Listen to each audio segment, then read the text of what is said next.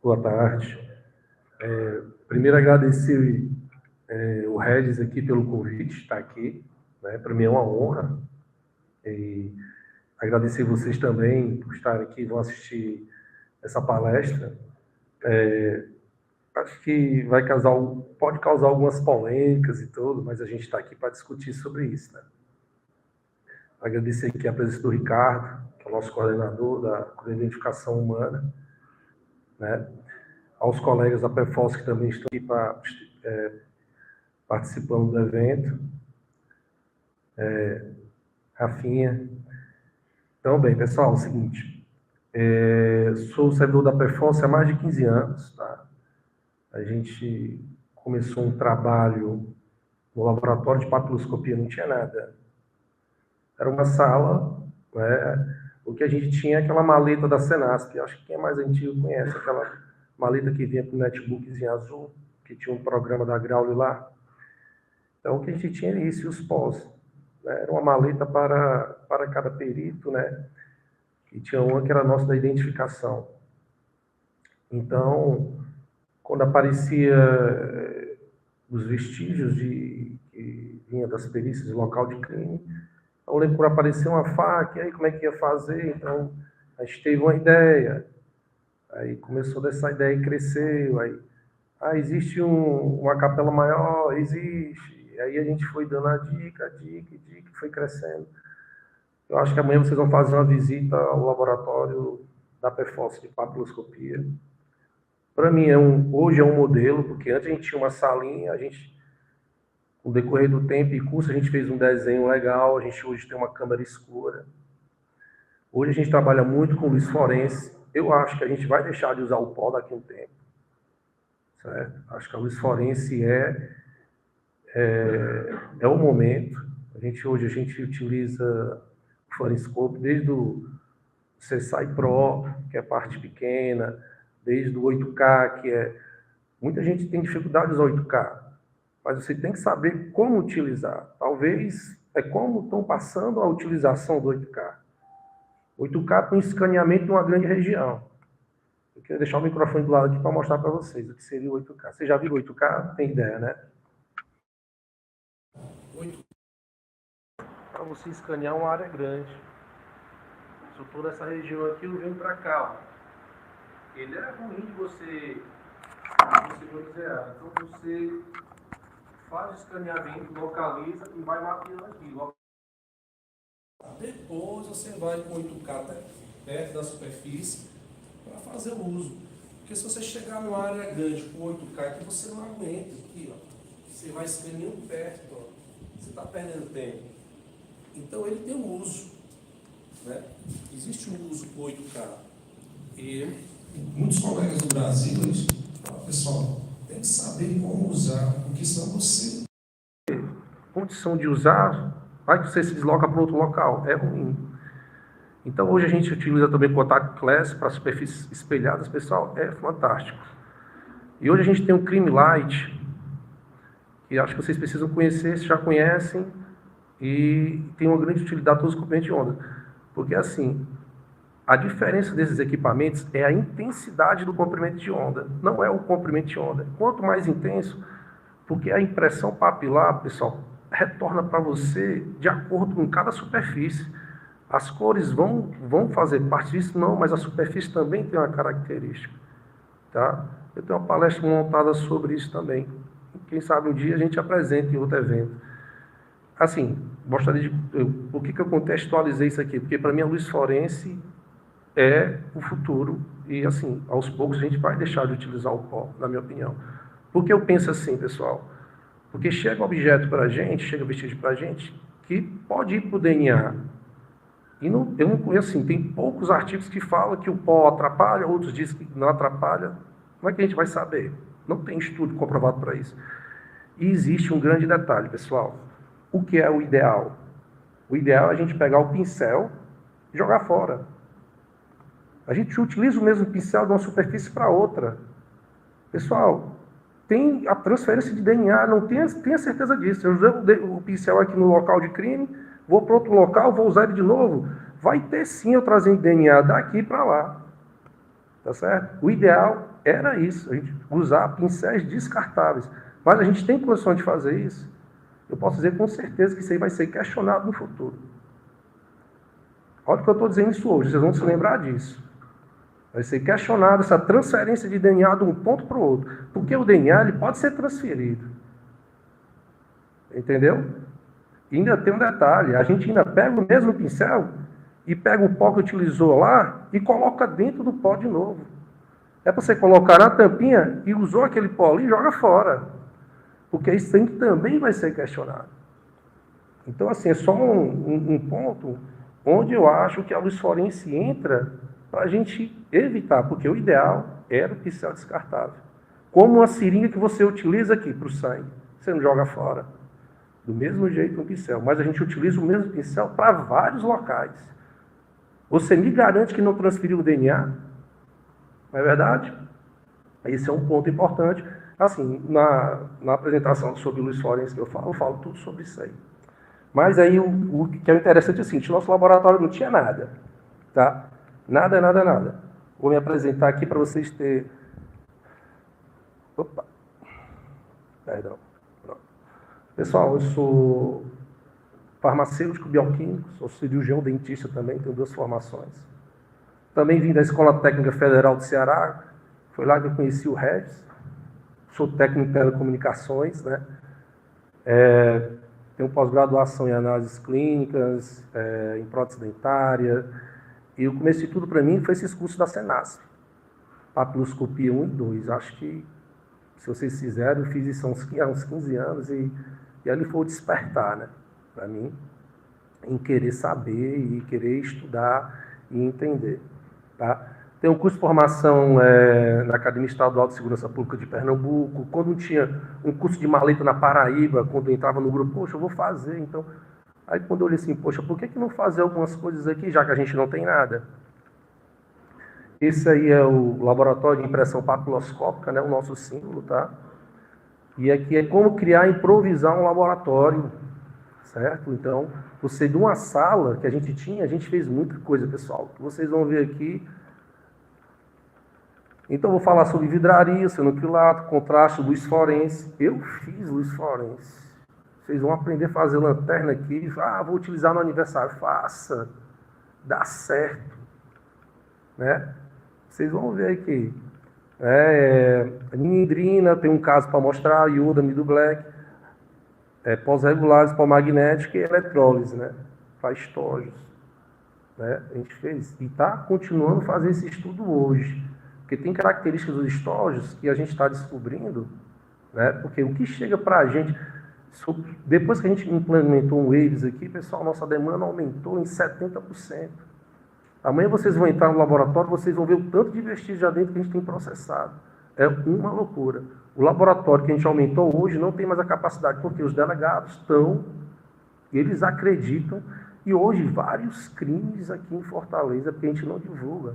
A gente está chegando em hit, pessoal. É impressionante o que a gente está fazendo. Vidraria, todo laboratório tem que ter uma vidraria, né? Lógico que eu sou bioquímico, eu já sabia, tinha essa ideia. Trouxe umas vidrarias que eu tinha, tá certo? Aí a gente comprou.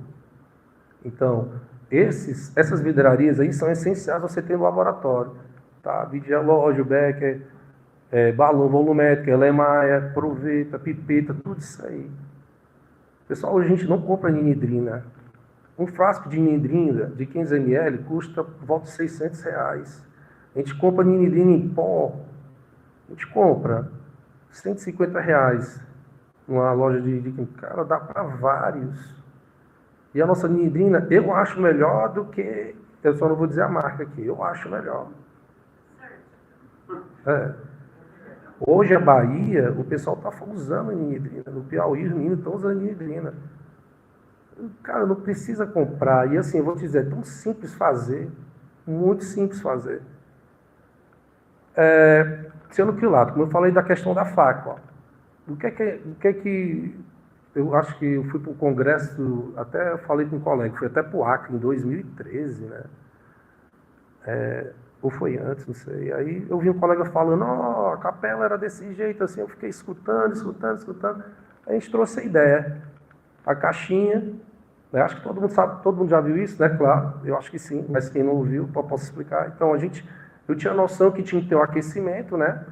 Então a gente montou um circuitozinho, um adaptador soquete na tomada, a tampinha da lata serviria para cima da lâmpada incandescente, montou o sistema, tá aí a caixinha. Quando você estiver amanhã, você vai ver, essa caixinha não foi desativada, porque para a gente lembrar de como a gente começou, ela está lá, vai estar guardadinha, mas está lá essa caixinha. Revelou muita coisa, pessoal, muita coisa.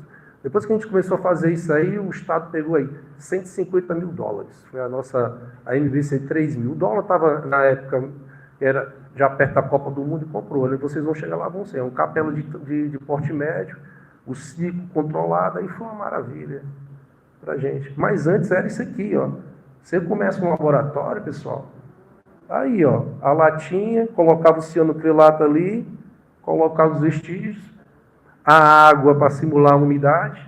A umidade aqui no nosso estado ela é boa. A gente sabe que na teoria a literatura diz que tem que ter 75%, 80%. Não chega a isso não, mas se você deixar 20 minutos aí, vai sim, vai impregnar sim. Tá? O monômero vai evaporar. Oi? Oi? A garrafa vestígio. Aqui você liga a lâmpada incandescente, coloca o cianocrilato aqui, o monômero ele vai vaporizar, né? E vai, onde tiver a superfície aqui a impressão papilar, 99% é água. Pode ter certeza, a gente já conseguiu chegar em autoria, é impressionante como ela funciona. E a água só na tampinha e quando Isso, tem a disposição? 25 minutos. Pode deixar que revela, tá? Revela.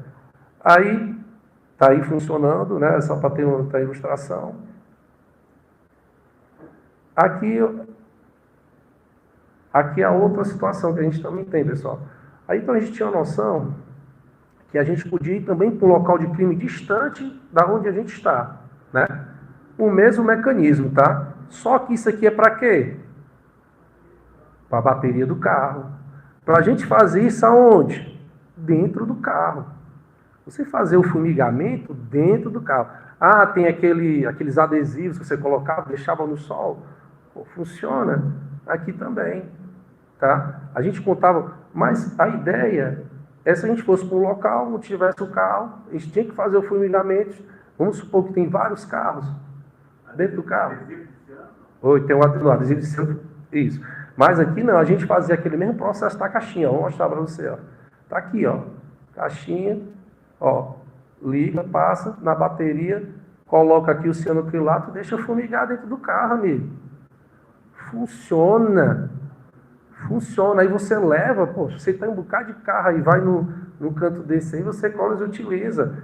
Aí você deixa também os velhos 20 minutos lá dentro, pronto. Aí quando você vê, tá tudo fumegado lá e tá no som, tá por dentro do carro, pronto. Você só faz o escaneamentozinho com a lanterna de luz branca lá, acabou, tá?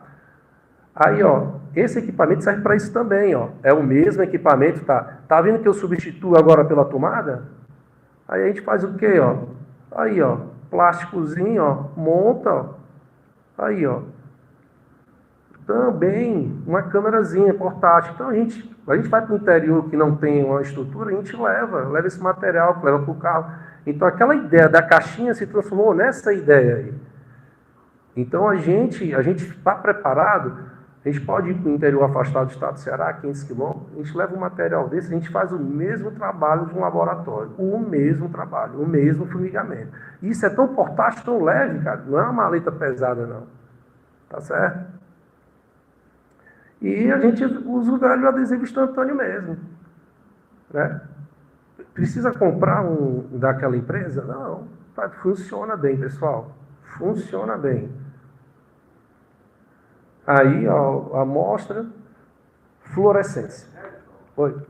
Agora, já viu que tem vários cianos dessa supercola, que são vários números, inclusive, pelo menos 3 Sim. mais famosos. Você lembra de cabeça qual que é melhor? Um que é mais visguento, assim, e outro mais líquido? Depende da superfície? Não, Todos funcionam bem?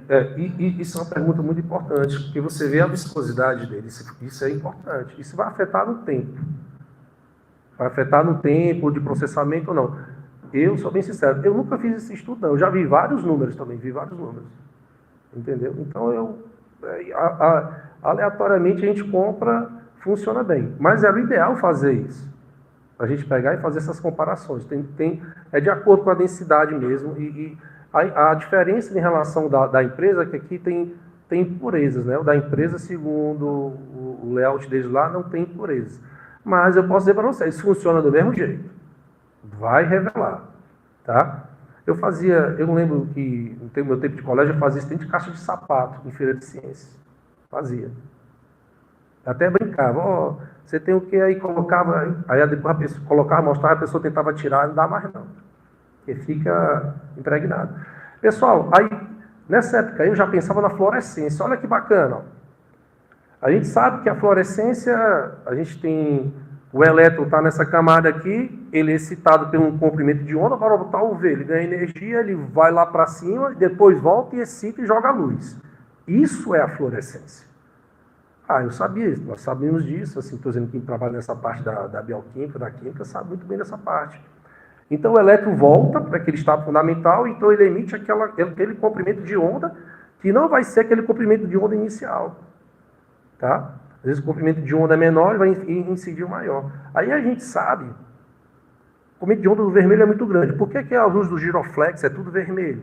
Porque é um comprimento grande de onda, então ele vai alcançar uma maior distância. Ele sofre menos desvio. Por que o céu é azul? O céu é azul porque a luz azul é que sofre mais desvios. Tá? Aí por que no final da tarde você vê o sol ficando vermelho? Né? Porque ele vai estar mais perto da Terra e a luz vermelha não sofre desvio. É tanto que é um giroflex, você está longe, a luz vermelha que chega até você, que tem a percepção aqui da sua visão. Então isso tudo eu já sabia. Porque no meu curso de telecomunicações é física pura. Eletricidade, física pura. Eu já tinha ideia disso. Então eu já vinha com muito conceito. Então, testei. Porque eu queria fazer uma coisa por contraste. Amarelo básico, a gente não disse, amarelo básico, que é amarelo básico? Nem queria conseguir amarelo básico. Porque a gente conseguia revelar na superfície branca sendo acrilato, mas não tinha contraste. Existe o amarelo básico. Aí eu comecei a pegar essas canetas aí, que eu sabia que era fluorescente. E achei essa aqui, Nazareno. Essa aqui eu posso lhe dizer, com certeza. Pode pegar aí, ó. Você usa até em aniversário, ó. É a Lumicor 200SL.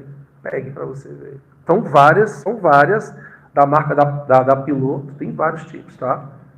Aí você corta, tira o carrego e bota dentro do álcool. Ele vai extrair. Olha aí a fluorescência já aí, ó. Tá? Eu vou já dizer como é que eu fiz essa luz. Eu fiz a luz aí. A luz negra, eu vou já dizer. Tá? Olha aí, ó. Então a ideia, eu passei, tá vendo que tá arriscado, né? Isso aqui era fazer uns testes primeiro, ó. Aqui é ciano, ó. Olha aí, ó. Aí é ciano. Tá? Olha aí na latinha, no local mesmo. Tá? Isso realmente é de um crime. Aí o ciano revelou. Aí, ó. Tudo isso aí com aquela bichinha da canetinha mesmo. Eu não estou dizendo que... Eu não comparo com amarelo básico. Hoje, como a gente pode comprar, a gente tem amarelo básico. Mas se faltar, pessoal, eu volto para isso aqui, ó. Eu volto. Entendeu? Hoje, como há 15 anos, a gente não tinha essa estrutura financeira nem, mas hoje a gente tem. Tá? Vocês vão perceber isso amanhã na visita de vocês. Ó, cada comprimento de onda pode destacar diferentes tipos de evidências e reagir de maneira distinta com vários tipos de superfícies e substâncias, facilitando a identificação e a análise dos vestígios através do contraste. O que eu quero dizer é que depende da superfície. Uma impressão papilar que está num computador desse, uma impressão papilar que está naquela parede, uma impressão de papilar que está em algum metal, ele vai reagir diferente, cara. O vestígio biológico mas dependendo da superfície, aí onde vai agir a luz forense. Olha só. Olha como é legal isso. A luz branca é usada para inspeção visual inicial da superfície. Pessoal, um papiloscopista sem uma lanterna de luz branca não vá para o local de crime, não. Não vá. Tem que ter uma luz branca. Tem que ter uma lanterna de qualidade para você fazer o escaneamento, amigo. É o mínimo que ele tem que ir portar. Minha opinião. Posso receber críticas. Mas eu não vou para um local de crime sem uma boa lanterna branca. Tá? Luz ultravioleta. Excelente para detectar impressões papilares latentes, especialmente quando tratados com certos reagentes fluorescentes. Quem utiliza o CSI Pro lá, gosta muito de jogar o pó fluorescente. O pó fluorescente é granulado. Tome cuidado. Por que você não utiliza o pó prata? Poxa, tem várias maletas com pó prata e o pessoal não sabe por que é o pó prata. Ele é excelente, é o mais caro e o pessoal não usa. É bom. Você pode pegar qualquer tipo de suporte articulado, preto, branco, o contraste vai ser bom com o pó prata. Mas o pessoal não usa. Eu estou dizendo, falando do estado do Ceará. Ah, estado do Ceará. Não sei se nos outros estados utilizam muito pó prata, mas ele é muito bom. Para passar na maçaneta lá da porta, ó, você pega o pincel de pelo de camelo, você passa lá, faça essa experiência. E depois vá lá, faça o decalque. E depois me diga, e me critique se eu estiver errado. Mas tem que utilizar o pó prata, é muito bom, porque ele é mais fino, pessoal. Ele não vai invadir, tá certo? Ele não vai invadir, não. E você passa suavemente e funciona muito bem. Eu acho as maçanetas incríveis. Até eu brinco, até nessa semana eu dei aula. Eu faço a pergunta, se eu acho o DNA numa maçaneta, eu posso, num caso de um arrombamento, eu posso dizer que quem arrombou foi aquele cara que tocou naquele DNA? Ele está lá. Não, que ele esteve lá. Posso dizer isso? Perdão, vou refazer a pergunta. Você achou o DNA numa maçaneta. Eu posso dizer que aquele cara esteve lá? Alguém pode me responder? Bem sim, nem não? Posso afirmar? Mas por que eu não posso afirmar? O DNA dele está na maçaneta. Levado por outra pessoa. Está vendo o que o colega está falando? Isso se chama transferência. Eu posso ser um cara sacana e esperar o colega usar a luva dele, ou então a máscara, na época da pandemia. Aí ele jogou a máscara dele fora. Ó. O que é que está dentro da parte inteira da máscara? Está cheio de saliva. Tá ou não tá? Eu pego só, inverto ela, toco lá no trinco e deixo lá. Vocês entenderam? O DNA pode ser transferido. E uma impressão digital? Se eu achar a tua impressão digital lá, eu posso dizer que você esteve lá? Pode mesmo?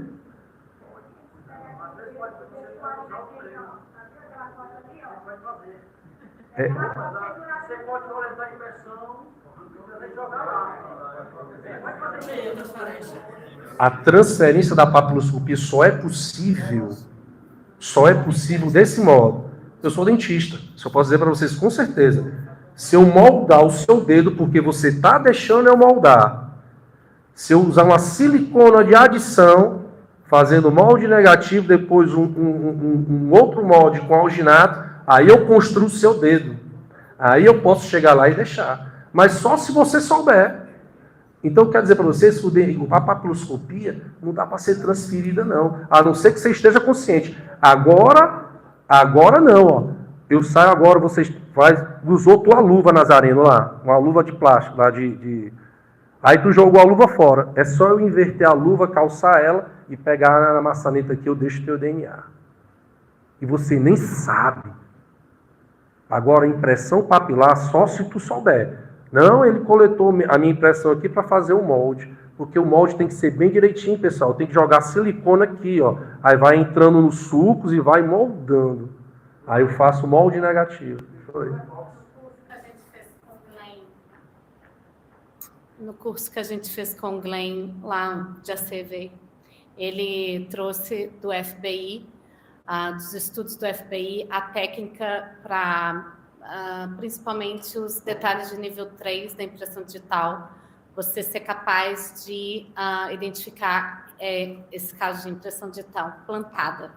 Ele já tem esse nível de estudo lá nos Estados Unidos, porque você consegue perceber a diferença dos sulcos e e detalhes de nível 3, né? Sim, Ali sim. Os no poros, morfologia de contorno, Cristo. Né? principalmente também no contorno das cristas, a diferença entre uma digital plantada através de um molde Sim. para uma digital realmente aposta por um dedo. Mas Eles já fazem esse tipo de estudo, inclusive. Tu concorda comigo? Para eu plantar a tua digital, tem que ter tua autorização para tu fazer um molde. Não, exato. Agora o DNA, não. Mas eu digo assim, hoje em dia já existe até estudo para conseguir identificar isso, uma digital plantada, entendeu? Um copo, né? O cara coleta a impressão com a fita durex, que está visível ela, apesar de a gente não passar o pó, e ele transfere para outra superfície. Não dá. Aí o que é que se... Não dá. Bem, eu acho que a gente tem que fazer testes para ver isso aí, se realmente acontece ou não. Mas Deforma, como é que você vai deforma. identificar isso lá? Porque quando ele coloca a fita, ele vai deixar o contorno da fita. Ele não vai conseguir tirar esse contorno da fita, você vai notar isso lá. Mas já vi um caso assim, é bom a gente fazer esses testes, Harris. Assim, na minha opinião, não dá. Para mim, o DNA consegue fazer a transferência. Papiloscopia, não dá. Eu não conheço. Para mim, a fita deforma. Então já perde a questão da transferência no suporte primário. Para você colocar no suporte terciário, eu acho difícil. O Derli vai falar ali. A questão do molde, né? Aí eu vejo uma grande limitação como é que ele vai reproduzir os poros, entendeu? Foi o que a colega falou aqui. No nível 3, já consegue detectar. Então, mais um motivo ainda. Então, só quero dizer para vocês, no caso de uma coleta qual é mais importante, a papiloscopia ou o DNA? Eu priorizo, viu, Rafinha? A papiloscopia. Aí você vai ter outra superfície, aí você tem que ter olhar aí para fazer a coleta do DNA, suporte. Mais alguma pergunta? Continuo? Sempre eu pergunto. Veja, a gente hoje está num processo de evolução tecnológica muito interessante. E hoje a gente tem digamos assim, é muito fácil você conseguir, por exemplo, uma impressora 3D. Então, eu estou trazendo isso que são tecnologias que podem ser muito bem empregadas. Você, com o desenho de uma digital, você, de alguma sorte, criar um programa que possa trabalhar em 3D, criar aqueles sulcos artificialmente, pegar somente o desenho das cristas, e em cima daquilo ali você colocar numa impressora 3D e fazer uma cópia perfeita dessa digital. Perfeita não, muito próxima de um desenho dessa digital. Você concorda comigo que basta um ponto diferente, uma característica diferente para a gente dizer que não é? Não, mas assim, eu estou entendendo onde você quer chegar, onde quer... Você tá... O que eu estou querendo dizer, eu estou levando isso adiante. Essa questão da impossibilidade de você, mesmo sem a autorização... Mas você concorda comigo que você tinha que escanear o teu dedo e tu sabendo que o teu dedo está sendo escaneado? Não necessariamente, que eu já vi reportagem, por exemplo. O vagabundo pegou, o cara tirando uma foto, ele conseguiu pegar a digital do cara pela foto e com aquele desenho ali, ele rebatia, já que a imagem estava... Ele rebatia a impressão digital e conseguiu trabalhar em cima daquilo ali. Não, quero saber se ele deixou no local do crime... Não deixou. Não, esse é o ponto. Não, essa parte eu concordo com você. O perigo de você pegar e bater uma foto desse jeito. Pois é. Tá certo? Isso aí você, o vagabundo que consegue uma foto de sua digital, mesmo sem sua autorização, com essas tecnologias que surgem, você conseguir ter essa digital com essa tecnologia dessa forma que eu quero dizer assim, o DNA eu consigo transferir. Eu peguei uma luva em verde, toco lá, eu deixo o DNA da pessoa. Agora a impressão papilar, para eu deixar lá no local, a pessoa tem que estar consciente. Um escaneamento do seu dedo aqui, vamos só supor, essa do 3D de alta definição, mas tu está sabendo que tu deixou escanear. E eu vou lhe dizer, tem que ser muito detalhado. Muito detalhado. Hélio, você tem um compromisso, né? Só para lembrar que tem compromisso, pessoal, a gente começou com algum atraso, as intervenções serem mais breves possíveis, tá? Boa tarde, tudo bom? Boa tarde, tranquilo. Como você trabalha com os dois tipos de vestígio, e o vestígio de DNA, você falou que tem essa maior facilidade, né? Muito maior facilidade de transferência, qual a ordem de prioridade quando você encontra o local de crime e uma sobreposição desses vestígios? Uma gota de sangue numa impressão digital. qual é a ordem de prioridade para você coletar sem uma danificar a outra? Boa pergunta. Mas uma gota de sangue e a digital, aí a gente vai o quê?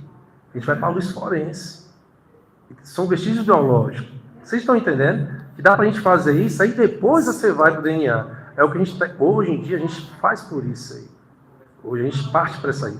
Mas assim, no caso, lógico que você vai fazer a análise, o seu bom senso, você pode contornar com o suave em volta da impressão, né? E fazer o trabalho em cima da impressão lá que você vê. Tá bom? Então, pessoal, olha só a luz verde. Pessoal, trabalha com a luz verde. Olha como é legal a luz verde aí. Vocês vão ver exemplo aí de luz verde, ó. Contrastar e visualizar a impressão papilares latentes em fundos escuros.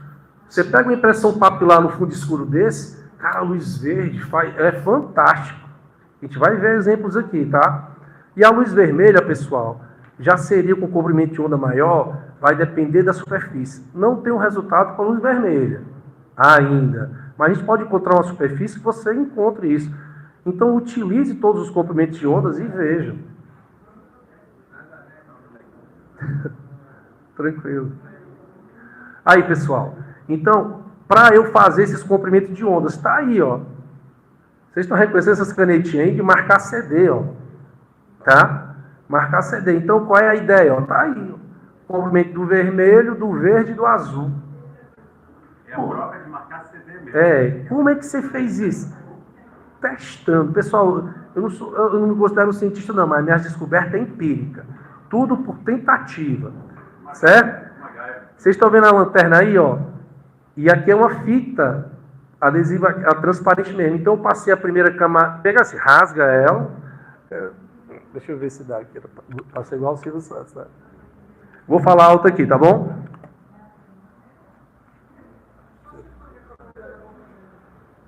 Pronto. Aqui é a minha lanterna. Aqui é a minha lanterna. Então eu peguei a primeira camada de fita, joguei aqui em cima e pintei.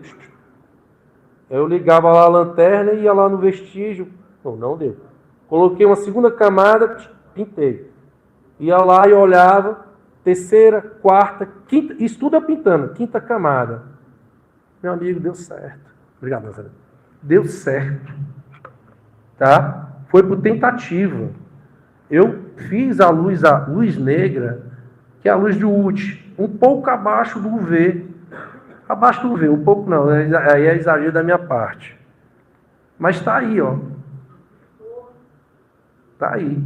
Ela agindo, pessoal. Tá? Então você pega aqui. É lógico que é um pó fluorescente, tá? Só para você ter uma ideia. É numa latinha de Coca-Cola. Opa, falei a marca. Tá aqui, o que eu disse para vocês, ó, são 5 camadas e pintando de azul, ó. Tá vendo? É isso. Funciona. A gente não tinha luz fluorescente, não. A gente começou a fazer isso aí e dá certo. Aí se eu fizer isso no aniversário, dá certo, faz, bota na lâmpada lá, bota no aniversário, o ambiente fica todo azul. Aí se você tiver com a camisa lavada com omo, aí tu vai lá, vai ficar aparecendo, tudo fluorescente. Né? Mas dá certo. Então, pessoal, ó, a gente tem 3 sistemas de cores, tá bom? O que a gente enxerga, pessoal, é RGB, vermelho, verde e azul, tá? É assim que você enxerga aqui. A gente está vendo tudo aqui pelo RGB. E o tradicional, que é justamente pelos pigmentos e o sistema de impressão, né? Sendo por economia de tinta, né? Então, esses são os 3. Mas o mais importante é esse, tá? Pessoal, é legal essa de luz fluorescente. Eu estou embarcando mesmo. Tá? Aí, como funciona todo o sistema de percepção, né? A imagem se forma, pessoal, na região occipital. Não é à toa, quando você leva uma pancada na cabeça aqui, você começa... você vê tudo preto, que é a ausência de cor. Porque você recebeu numa zona onde aqui está sendo processada as cores, né? Através do nervo óptico, ó. Chega uma pancada na cabeça aqui, o que é que tu está vendo? Tudo preto. Porque você recebeu uma pancada que vai afetar esse sistema. Tá? Olha aí o que eu disse, ó. Superfície escura, não é verdade? Vai para o ciano, cara, avalia primeiro. Aí, ó, a nossa luz verdezinha aí, ó. Tá aí, ó. Amigos, funciona. Agora a gente faz isso numa sala escura. Projeto na sala escura. E usa a luz verde. E eu vou te dizer, a intensidade é o ouro da coisa. A minha lanterna, que é uma lanterna de pescar, de pescar, né? Que eu trouxe de um canto aí, não vou dizer aonde, ela tem uma intensidade muito forte. E com esse negócio, com essa superfície verde aqui, traz o retorno. Cara, aí não é ciano, pessoal. Não é ciano, é a luz verde, ó. Tá vendo aqui que entre os sucos aqui tá tudo preto, ó? Porque absorveu. Aqui foi a secreção biológica que a gente tem mesmo da glândula sebácea sudorípara que trouxe a reflexão. Você faz a foto, cara. Tá? Nesse tempo a gente já fazia isso aí, né? Com essas lanternas. E hoje que a gente tem o Crime Light, vocês vão conhecer amanhã, tá? Vocês vão conhecer, se o menino mostrar amanhã, eu não vou estar lá, infelizmente. Mas tem impressão na parede que você não está vendo, toca aí. O que é que eu imaginei? Os pedreiros que passaram lá usavam protetor solar, acreditem, e tocaram lá, porque tem protetor solar, pessoal, que traz fluorescência. Viu? A gente pode tocar, qualquer pessoa que estiver usando protetor solar, principalmente as meninas, se ela tocar ali, a gente jogar o UV lá e desligar a luz aqui, vai retornar a impressão dela. Acredite em mim, tá? Então, provavelmente, eles estavam usando protetor solar. Tá? A gente também tem que ter esse discernimento aí, né? Então, pessoal, ó, 2 pontos a considerar: a sensibilidade aumentada e o contraste. Teria relação luz-fluorescente, né? Ó, isso aqui é importantíssimo para a gente, pessoal. As fontes de luz de alta intensidade. É o que eu digo. Se vocês forem comprar uma fonte de luz, olhe a intensidade.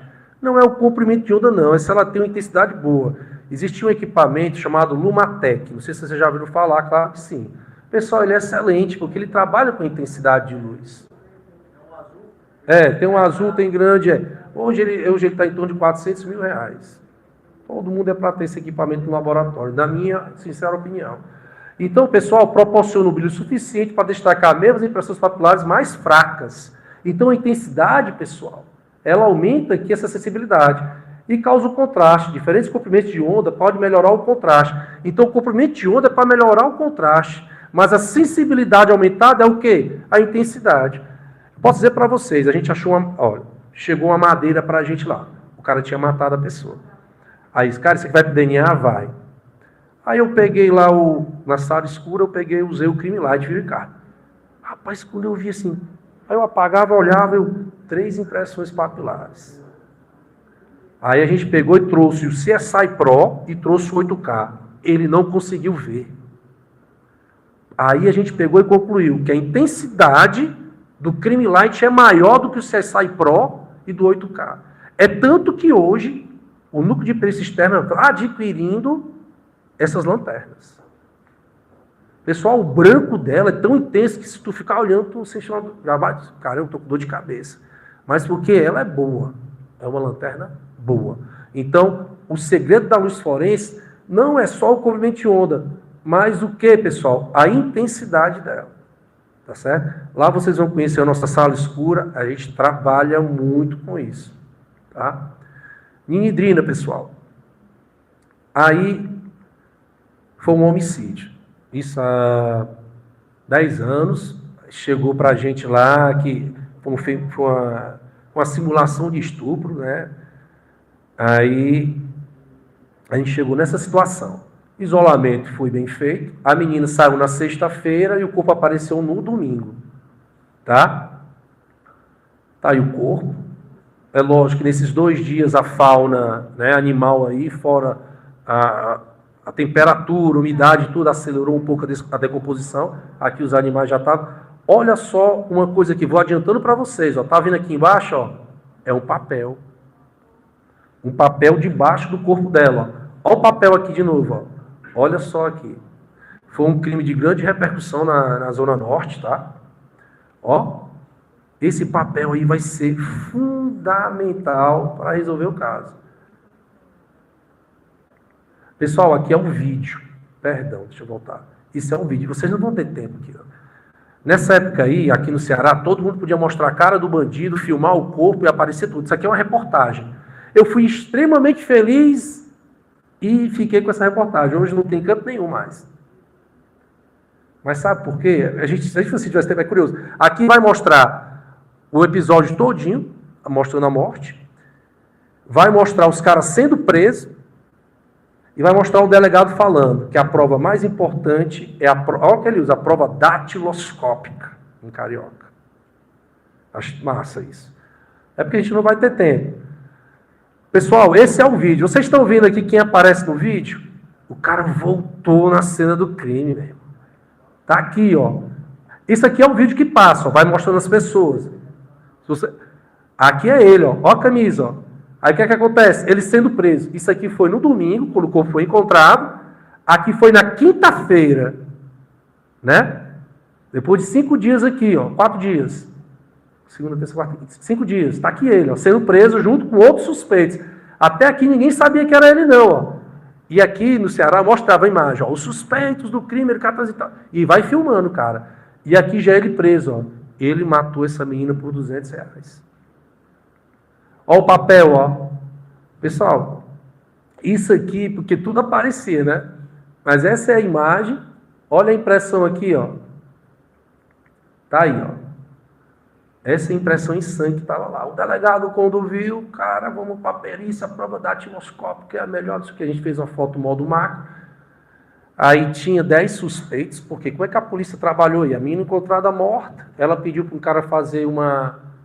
Ela saiu de moto para ir atrás de um cara, porque ela era dona de um depósito, para fazer um carregamento de volta-errânea. Ia pedir para um cara.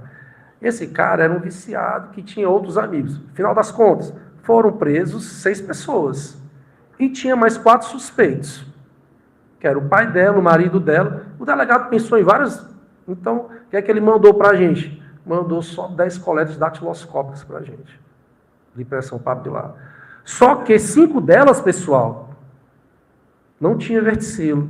Então, por exclusão, já era. Então, a gente tinha 5 suspeitos.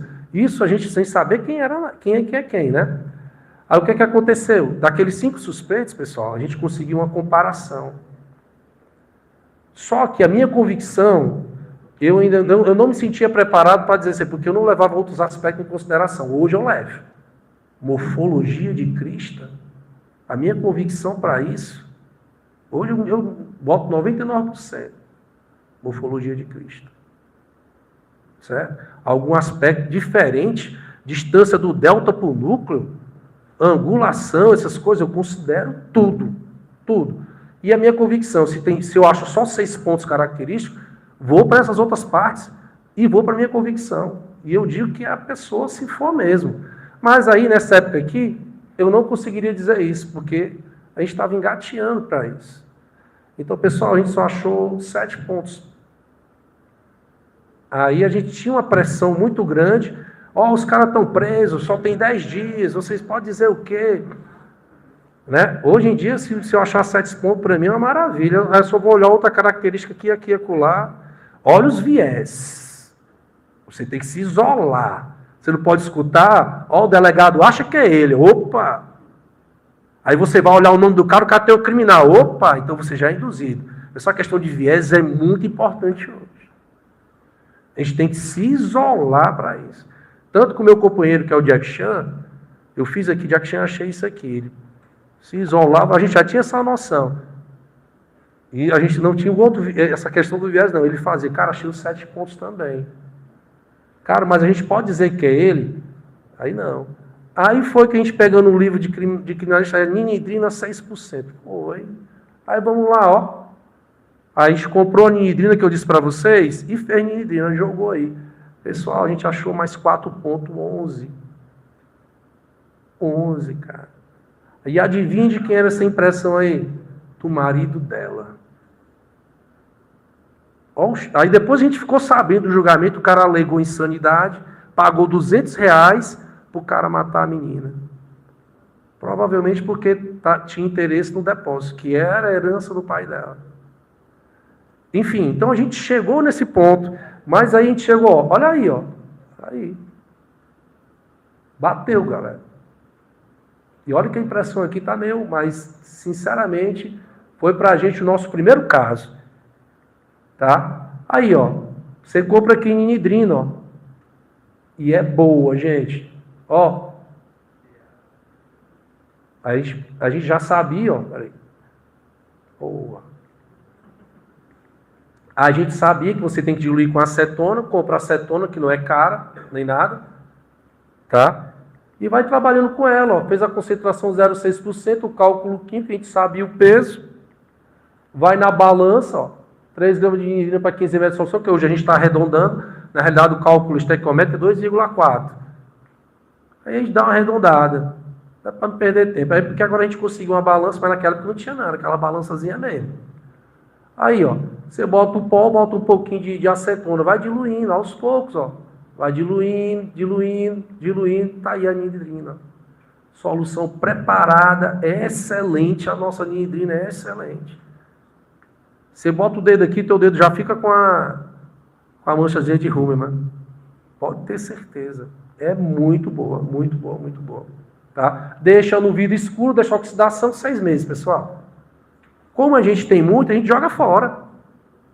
E faz de novo. Só de curiosidade, a menina, ela absorve luz verde e luz violeta muito bem. Sim. Você consegue eliminar com luz verde a direção da cabelo e da cabelo. Sim. A luz verde, eu falei para ti que a luz verde. A luz verde, a gente tem que fazer essas trocas. A maleta vem com vários tipos de comprimento de onda. É uma boa observação. Quer repetir? Acho que o pessoal ouviu. Só a título de curiosidade, a ninidrina ela é excelente em absorver comprimento de onda da verde e violeta. Então, se você iluminar a impressão que foi revelada com ninidrina, ela vai ficar preta e o fundo vai ficar verde. Perfeito. Perfeito. Mesmo quando você faz num papel. Né?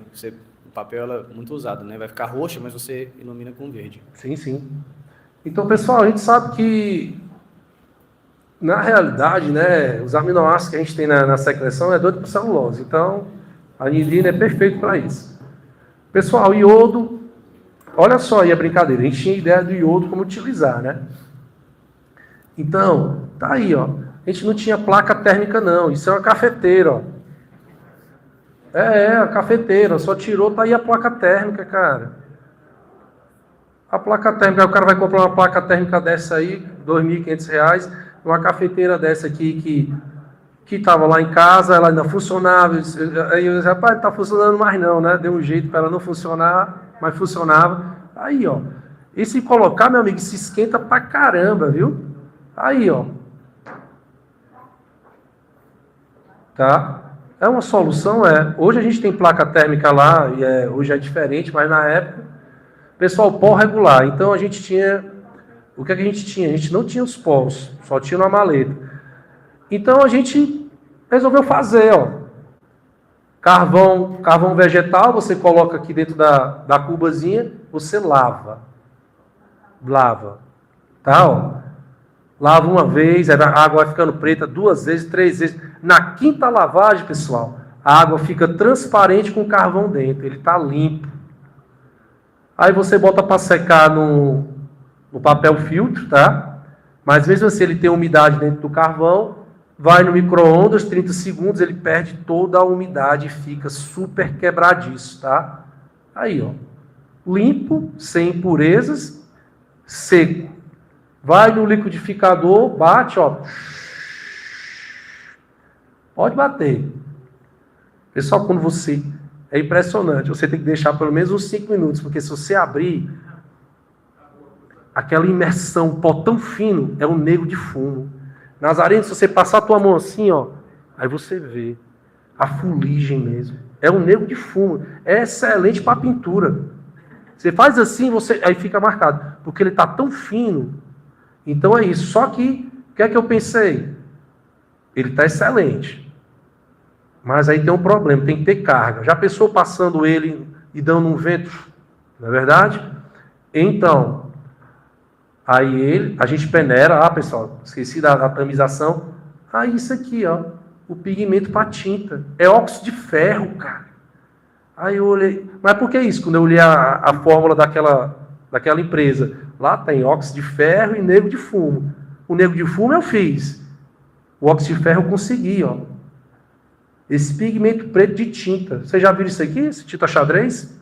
Você pinta portão, pinta parede. Tá aí, usa aqui, ó. Aqui é óxido de ferro, cara. Aí o que é que eu fiz? Fiz a proporçãozinha igual da empresa lá, ó. 60%, 40%. Meu amigo, fica que é uma beleza. Tá aí o nosso produto, ó. Pó preto. Isso aí foi 2 anos, 3 anos, essa reportagem pela Polícia Florestal da Economia para o Estado. A Record veio fazer uma... Record, domingo, veio fazer reportagem comigo sobre isso aí. Aí parou no pó preto. Aí, o pó preto funcionando aí. Não, aí eu sou dentista. 60% de massa sulfato de cálcio. É o gesso Pares tipo 2. Já dava carga. Ó, para prótese.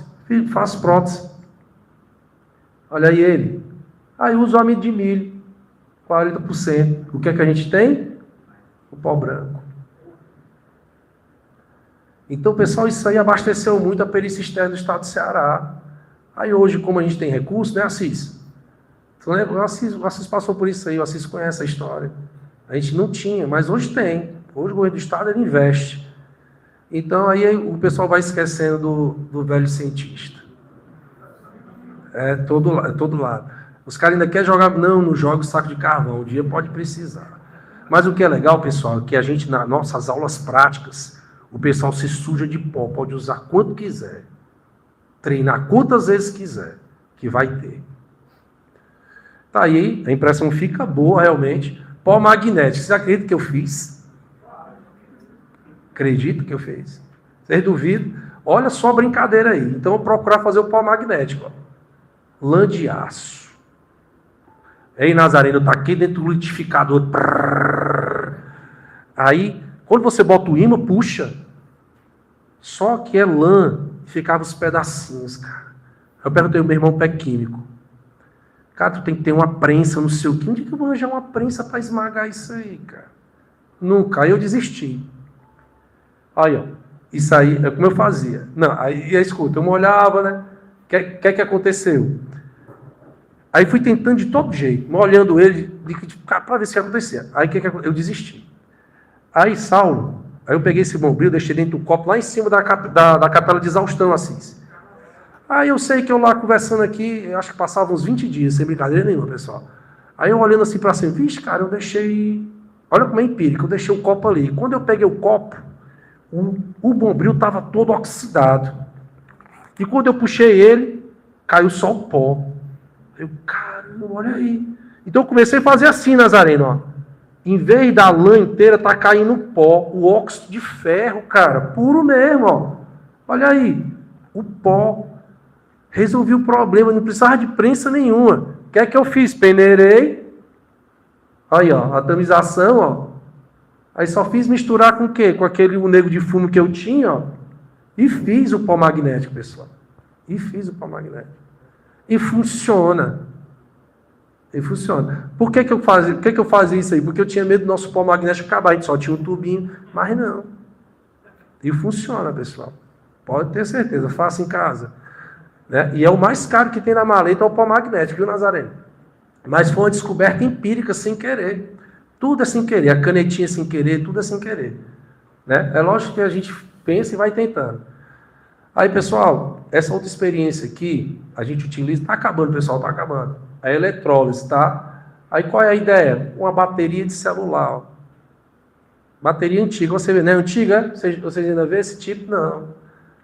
Mas na época aí o quê? Você separa, vai ter um polo positivo e negativo, ligando os eletrodos numa... Eu sabia que tinha que ser uma solução eletrolítica, um ácido fraco.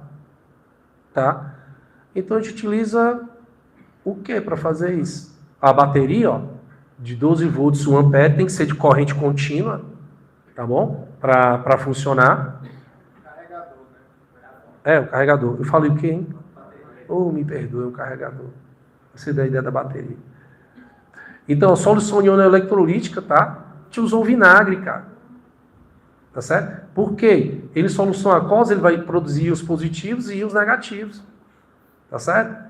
Aí, ó, a gente pega num terminal desse, coloca o estojo, o outro terminal, um estojo que já é fixo, tá? Liga na bateria, liga lá no carregador, 3 minutos. Aí você vai ver as bolinhas passando, né, já a solução trabalhando. Tá aí, ó.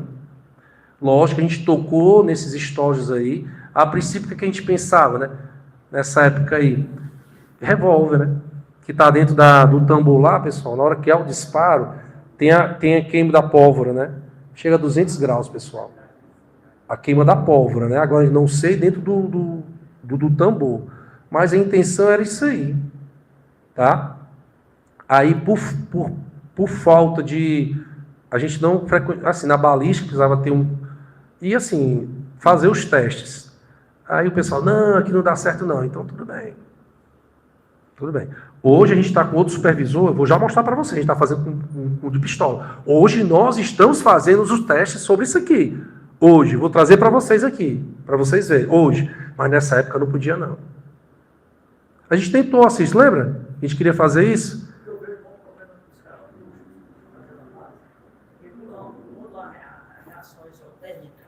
Que é, né, a expansão, né? A expansão quando há o choque na cápsula de tratamento, há os gases, a reação mecânica, né, uma reação física e a ação química, né, quando ocorre o disparo. Então, quando há uma dilatação desse metal, e essa dilatação, ela vai o quê? Ela vai tocar na parte interna, né, da armação do tambor. Então, era preciso que a gente fizesse esses testes para ver, além do mais, a temperatura, que é uma temperatura altíssima, né? Porque você sabe que as impressões digitais são praticamente água, né? Excretada pelo nosso organismo. Então, essa temperatura de 200 graus a queima da pólvora evapora. Então, a gente tinha que fazer esses testes exatamente para precisar se realmente ficariam essas impressões, né? Quando fosse utilizada, né, a arma, né, e o cartucho fosse detonado, para a gente acabar com aquela questão de... Quando chega no local de um crime, que encontra os estojos lá, e o delegado sempre manda pedindo para fazer confronto, comparação, né? Levantamento de pressão digital. Então, se a gente fizesse os testes antes e mostrasse para ele, evitaria esse trâmite, né? É uma questão que precisa ser analisada com cuidado e realmente se tem resultados, né? E eu acredito que você está no caminho certo, Harrison. Valeu, Assis. E isso aqui estava passando na época, né, pessoal, com revólver, mas hoje em dia... É difícil ver um revólver, viu? E para a gente achar e fazer isso aqui. A gente está fazendo agora com pistola mesmo, vocês vão já ver. Olha só, pessoal, então, realmente, impregnar aqui, né, na solução eletrolítica, a gente fazia limpeza, ó, olha aí.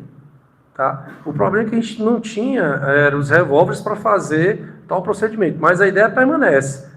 O que acontece com o mecanismo da pistola é o seguinte, ó, no momento do disparo, né, o projétil sai, aí olha só o que acontece com o estojo, pessoal. Ele sofre um arrasto, ó. Tá vendo, ó? Ele sofre um arrasto aqui dentro da câmara. Aí hoje a gente está fazendo esses testes, ó. A gente está tocando, tá certo?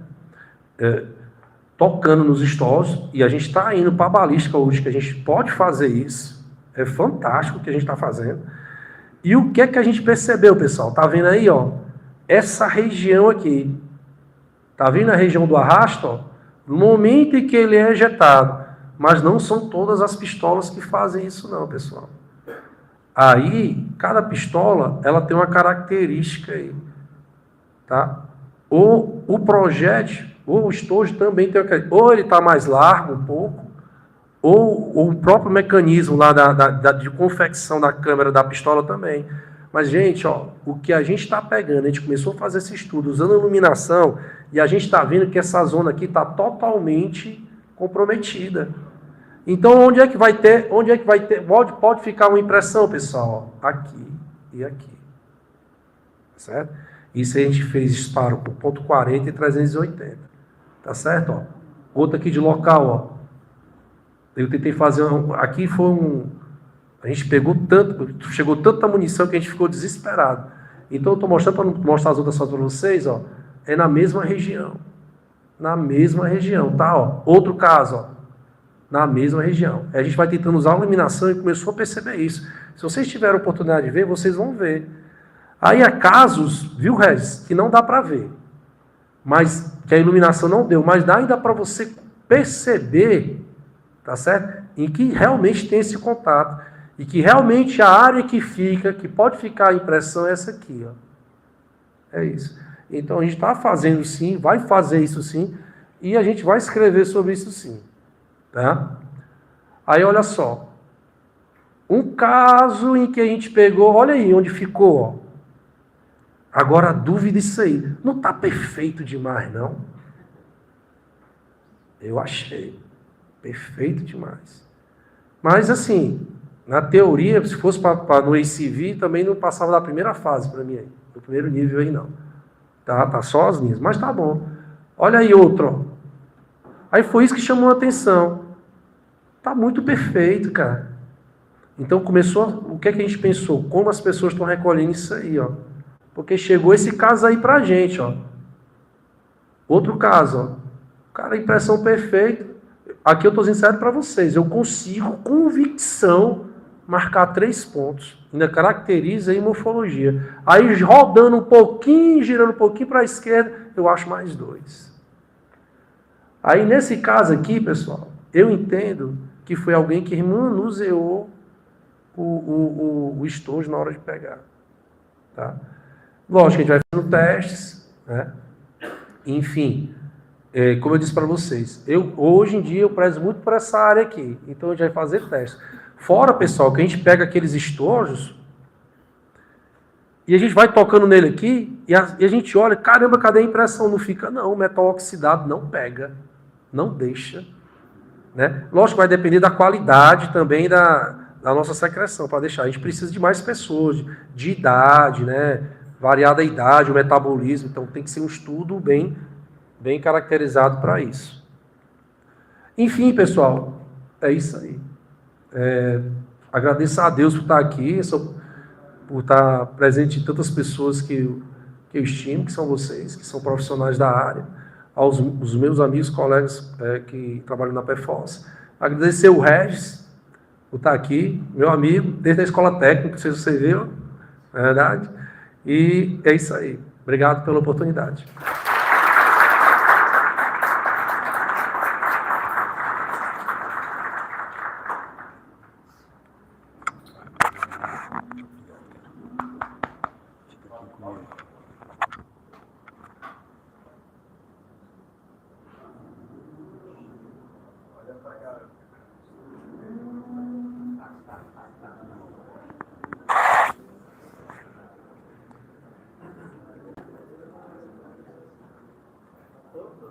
Eu acredito que, nesse momento, muitos colegas os quais eu havia falado antes, do amigo Paulo Harrison, perceberam que, de fato, é aquilo que eu disse e muito mais.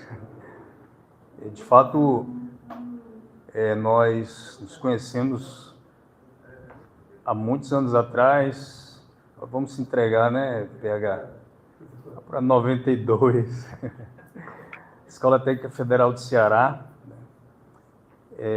acaba sendo um local que interessante, a gente encontra lá alguns colegas que no futuro a gente reencontra se destacando, é realmente uma escola de talentos aquela lá, né? Como as escolas técnicas no Brasil, né?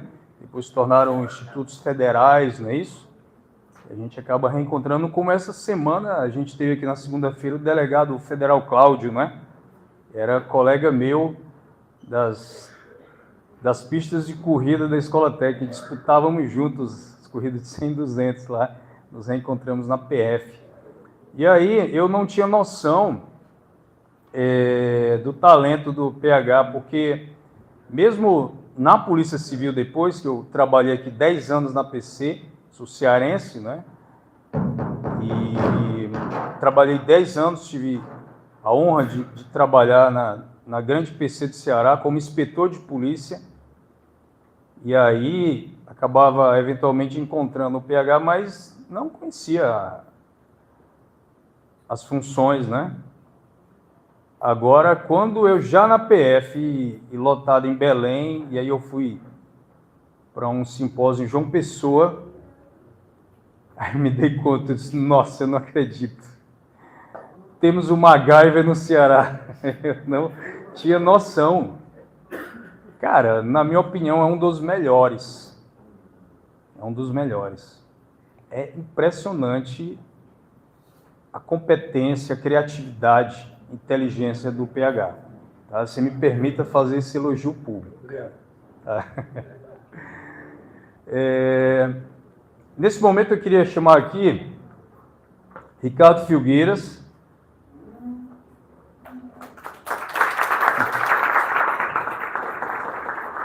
Tudo bom, meu amigo?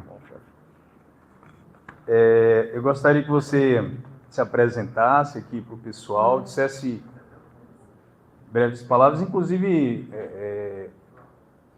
como foi que você recebeu essa ideia, né, da gente, inclusive, poder visitar a PFOS. Eu encontrei com o Ricardo Filgueiras uns meses atrás, né? Fiquei feliz com essa possibilidade, então estamos já trabalhando a logística para amanhã, fazemos umas visitas técnicas e presentear aí os PPFs que estão aqui na Semana do Papiloscopista com esses momentos bastante interessantes que teremos lá de companhia dos nossos irmãos PCs, tá? Boa tarde a todos. Meu nome é Ricardo Filgueiras, auxiliar de perícia da PFOS, com muito orgulho. Hoje eu estou como coordenador da identificação humana e perícias biométricas aqui da PFOS, estou nesse cargo há 4 anos. Fiquei um tempo como supervisor inicialmente da identificação, né? Iniciei os trabalhos no concurso 2013, ainda na área de identificação civil, voltada diretamente à emissão da Carteira de Identidade Nacional. Fui adquirindo um pouquinho de experiência, fui mantendo a curiosidade com relação à papiloscopia, com relação à identificação civil e criminal do país todo. Inicialmente fui chamado para compor a supervisão e depois fui chamado pelo atual perito geral, Dr. Júlio Torres, para o desafio de aceitar primeiro, aceitar a coordenação da identificação civil e o segundo ponto, que era mais complicado, um auxiliar de perícia, que é o cargo aí, né, que denominação nós temos de todas aí, papiloscopias, e várias que nós temos aí, graças a Deus as coisas estão mudando, a forma de verificar isso está mudando, mas para os colegas terem ideia, nós tivemos muito questionamento como um auxiliar de perícia aí coordenar atividades até de peritos criminais que nós temos no nosso setor. Graças a Deus isso foi superado, o perito geral e a categoria, acredito que muito mais assim, a dos auxiliares de perícia e hoje até os peritos criminais adjuntos, entenderam que a gente precisava de uma parte técnica, de alguém que viesse despreocupado com que nomenclatura você estaria lá, mas a gente precisava mudar a visão da identificação civil no nosso Estado, porque a gente conseguiria atingir todo o trabalho da perícia e também os trabalhos policiais, os trabalhos do judiciário. Como o Harrison falou aqui, o Harrison queimou a largada, amanhã vocês vão verificar, nós teremos aí a possibilidade, né, de visitar um laboratório que nós tivemos. O Harrison falou na situação que mostrou como a gente começou com o laboratório a fazer papiloscopia aqui no estado do Ceará. Necropapiloscopia era pior ainda, tá? Nós trabalhávamos recebendo material pó de carvão do Harrison e o rolinho lá feito com um pedaço de cabo de vassoura. O colega lá que há muito tempo está lá, da turma do Harrison Laerte, começou esse trabalho lá, como ele diz, a necropapiloscopia era uma caixa de sapato. E hoje nós temos outra estrutura, outra realidade. Um perito geral nos apoia com relação a mudanças, a aquisição de equipamentos. E dessa forma, eu acredito que hoje o estado do Ceará está muito bem. Tá? Eu tenho visto, eu participo semanalmente de reuniões com os outros diretores dos institutos, em que é falada a realidade. Hoje eu me assusto como desenvolveu. Tá? E eu espero que isso continue. Nós temos apoio hoje para aquisição de equipamentos. O Edson falou de alguns equipamentos aqui. A PFOS hoje, em todas as áreas, tem equipamentos que nós temos o único equipamento, às vezes, da América Latina, o único equipamento do país, e isso tem fortalecido a perícia forense como um todo. Agradeço a participação dos colegas no evento. Tive esse ano a reunião com o Regis para falar desse evento aqui, da possibilidade. Ele já tinha me adiantado do convite ao Paulo Harrison, e eu falei para ele, não tem uma pessoa melhor para vir para cá, para representar os trabalhos e mostrar como a gente começou e onde nós estamos, porque o Harrison não se contaminou por muita coisa que nós vemos aí no país todo, de deixa de pesquisar que é isso mesmo, se contenta com isso aí. É muito bom estar aqui, muito bom. E já faço o convite, todos os anos, esse é o 4º ano que a PFOS vai fazer o workshop da perícia forense do estado do Ceará. Deve ser aí no final do mês de outubro, comecinho de novembro. É um evento que inicialmente era fechado só para a perícia e para as vinculadas da Secretaria de Segurança Pública. Hoje a gente abre para outras forças, abre também um dia, o primeiro dia do evento, nós fazemos para mostrar à sociedade o que é realizado, o que é a perícia do Estado do Ceará e aproximar realmente mais a população do que nós fazemos. Então já fica aqui o convite, tá, para todos os colegas, para assim que nós tivermos as informações de data, inclusive possibilidade de apresentação de trabalhos, estejam todos convidados, tá?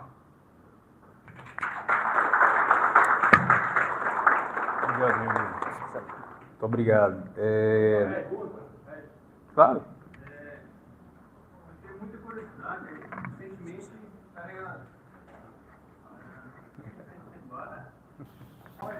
Com relação ao novo documento, né? Como nós não emitimos, como é que está a questão do QR Code? Tá. Já está conseguindo acessar? Já. Foi lançado recentemente, né, pelo Ministério da Justiça o SIM, Carteira de Identidade Nacional, já está disponível nas lojas esse aplicativo.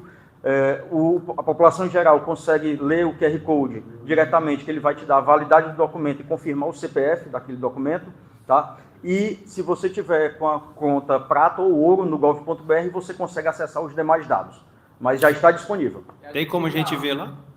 Tem, eu posso mostrar lá para vocês esse aplicativo, mas o cidadão mesmo comum pode já baixar esse aplicativo. Eu te mostro aqui o aplicativo já no celular aqui, já está instalado, está liberado esse aplicativo. Aproveito o gancho para falar para os colegas, né? Com relação à Carteira de Identidade Nacional, posição do Estado do Ceará. Desde o primeiro momento, o governador do Estado determinou que no prazo para a implementação do documento, nós virássemos a chave, e isso aconteceu, né? Nós viramos 100%, nós não emitimos mais o modelo do 9278 desde 11 de janeiro de 2024 e em policarbonato de setembro para cá. Então, nós somos o quarto estado a emitir em policarbonato. Nós temos, o governo proporcionou também uma contratação de uma solução integrada, né, com um EIBS embarcado, que nosso EIBS hoje é o da Inovatrix. Nós temos uma versão desse equipamento que está em atualização. Provavelmente no final de setembro essa versão vai ser atualizada para a gente aqui, é a mesma versão utilizada no Distrito Federal. E como o Harrison falou, nós demos um salto também para a Polícia Civil, a visão da Polícia Civil, dos delegados de Polícia Civil. O Harrison viveu isso, de chegar na delegacia e dizer, o pessoal da papiloscopia está aí, e o escrivão dizer para o delegado que o pessoal da endoscopia está lá. Isso tem mudado. O respeito é outro, a visão é outra, e o retorno que nós conseguimos dar hoje também é outro. Tá? Legal. E Ricardo, não, é só para saber, e com relação à leitura da impressão digital? No documento? No chip. Com relação ao documento, tá? Pode... Eu não escutei. A leitura da impressão digital no chip. A disposição da impressão digital no documento, né? Como o documento virou um documento nacional e com base em identificação civil internacional, verificada a posição de uma impressão digital no documento relacionada à fase criminal, né? Então, houve uma determinação do governo federal de retirar a impressão, ela fica embarcada no QR Code. Então, e no primeiro momento, o Ministério da Justiça disponibilizou esse aplicativo, que eu posso mostrar para os colegas, já em funcionamento, só para verificação dos dados, mas logo, logo, forças de segurança terão acesso a todo o prontuário com fotografia e impressões digitais também. Não, hoje não. Tá?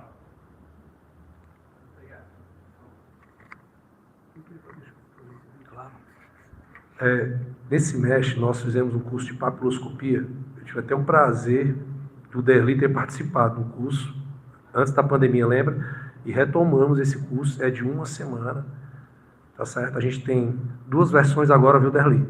Porque a outra versão, a gente está utilizando agora o CSI Pro, os outros equipamentos, o 8K e o Contact Class, entendeu? E trabalhando luz forense.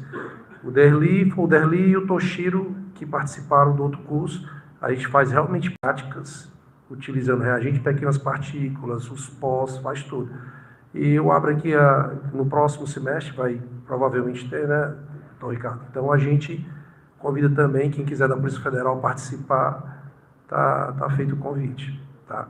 A gente abre um número de vagas e destina a Polícia Federal. Nesse momento eu estou ligando a esteira de homenagens do estado do Ceará. São muitas emoções hoje. As homenagens, na verdade, elas visam reconhecer valores, talentos, trabalhos, projetos desenvolvidos por pessoas que se dedicam, que doam a sua vida, e vida é tempo, e tempo é o bem mais valioso que um ser humano pode ter. Há alguns anos atrás, não muitos, quando fui ser lotado no Instituto Nacional de Identificação, e quando tive a oportunidade de trabalhar no setor de apoio ao papiloscopista, e naquele momento eu idealizei a Semana do Papiloscopista, naquela primeira edição, e ainda não presidente da Abrapol, que de certa forma esse primeiro evento acabou lançando luzes para que eu ficasse conhecido, e muitos colegas meio que me empurraram para a cadeira de presidente da Abrapol, mas naquele momento eu já reconhecia a enorme importância de poder reconhecer os colegas. Então, naquela primeira edição da Semana do Papiloscopista, tudo é realizado no nosso pequeno auditório do Instituto Nacional de Identificação, que já vimos hoje aí, promete ficar imenso, né, Clemente? Com a nossa apresentação de hoje, vimos que existe esse projeto, né, para a construção do novo INI, e daí, naquele momento, as homenagens iniciaram,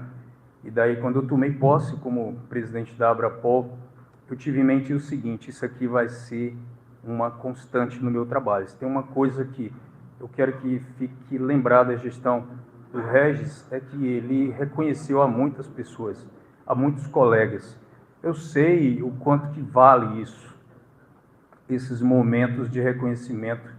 Eles aquecem o coração, fazem bater mais forte e perceber o quanto somos humanos e por isso dependentes do Criador. Criador esse que nos dá dons. E esses dons nós prestamos conta. E alguns que recebem esses dons fazem muito bem, um bem imenso à humanidade, os desenvolvendo e fazendo o seu trabalho. Eu tenho uma honra imensa, porque primeiramente pelo meu carinho à Polícia Civil do Estado do Ceará, ao qual foi o meu berço como policial, né, já com praticamente 20 anos de polícia, eu hoje tenho essa honra de poder entregar, passar primeiramente para as mãos do Ricardo Filgueiras, para que repasse algo muito especial ao Paulo Harrison.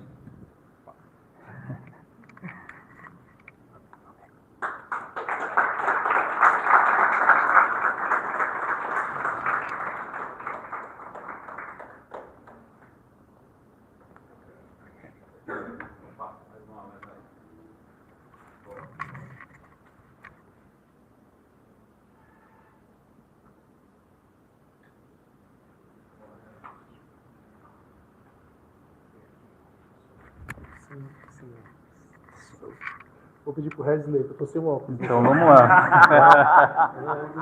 Bom, programa ao vivo é assim mesmo, tá? Então, tudo bem, é uma honra, meu amigo. Você vai acompanhar junto comigo aqui. Esta singela homenagem em face da sua importante contribuição ao longo de toda a carreira, as atividades de identificação humana junto à perícia forense do Estado do Ceará, mormente enquanto professor atuante na formação de novos profissionais em papiloscopia, bem como no desempenho de inovações em procedimentos relacionados às perícias papiloscópicas junto à PEFOS. Parabéns, meu amigo.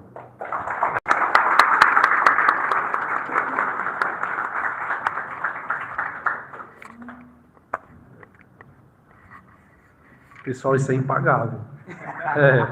Verdade, sabe? Para mim, o reconhecimento pagou tudo que esse tempo todinho. Isso me dá mais energia para continuar, viu, Rez? A gente fica sem palavras, mas só agradecer. Eu agradeço primeiramente a Deus, a minha família e a vocês, que vocês estão aqui escutando, ouvindo, né? Trocando experiência. O colega ali acrescentou relação ao verde, porque eu quero mesmo, em relação ao Luiz Verde, ela é importante. Eu acho que a Luiz Forense vai ser, quem sabe, né? Eu posso dar palestra agora aqui falando sobre Luiz Forense para vocês.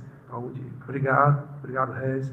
Ibernol, meu amigo, Nazareno, Júnior, tá? Todos são importantes para mim, né? E se eu esquecer algum outro nome, eu acho que com certeza eu estou conseguindo lembrar, mas Gutenberg, né? Hugo, a Evelyn, então, são meus amigos. O Durval também. O Derli falei hoje, né? O Toshiro, então, são parceiros nossos aqui e conte sempre com a gente. Um abraço, obrigado a todos. Obrigado, meus amigos.